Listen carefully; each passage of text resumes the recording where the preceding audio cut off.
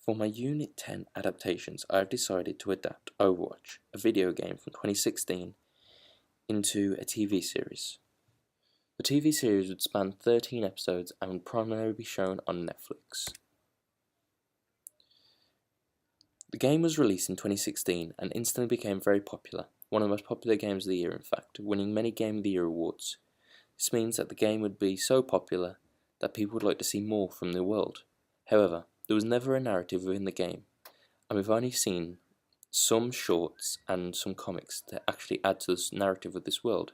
That's why a TV series would be the best for this, as with a TV series you can explore the narrative and also tie it back to the game. The narrative.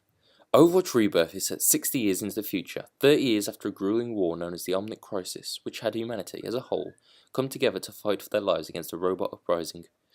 During the war, an organisation known as Overwatch was established during the war to fight on the front line, consisting of agents with special skills from across the globe, and was led by a super soldier by the name of Jack Morrison and his friend, another super soldier by the name of Gabriel Reyes. After the war was won, Morrison was placed as the sole leader of Overwatch, while Reyes was left to lead the organisation's more covert side known as Blackwatch.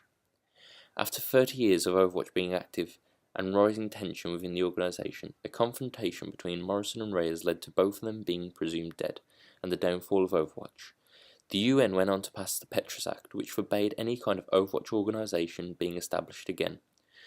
The current story takes place a number of years after these events, where due to the lack of Overwatch's involvement, corrupt corporations are taking over, violence and terrorism are plaguing the world again, and a second Omnic crisis is looming after a villainous organisation, Talon, has been messing with the world and gaining power.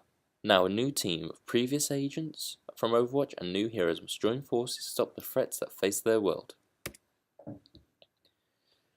As the show will be animated, there is no constraints on the number of stunts and action sequences and to the level that they can go.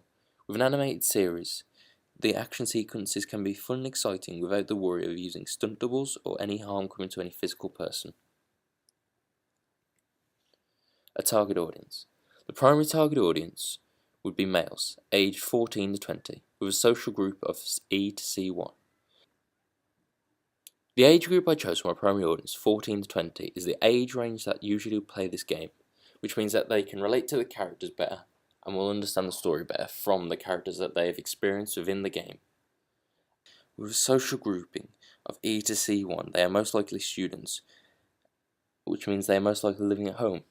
Most households these days have Netflix as a subscription, which means that they'd be able to watch the TV series. I chose males as the primary audience, as I felt the action sequences would relate to them better, and they'd enjoy it more, as more males play Overwatch than females. However, the secondary audience is female, as all of the previous comments about the primary audience relate to them, except for them being female, which means they might not enjoy the action sequences as much. To get an idea of cinematic ideas, there are several animated shorts that have already been produced by the Overwatch team. These shorts give a quick insight into what the TV series could be, as a TV series would take a lot of inspiration from these shorts, however expanded them into full-on episodes and a full-on series. Here's a storyboard of one of the scenes that would be in the first episode. We are already shown some of the action from the show, and the introduction of a character known as Soldier 76.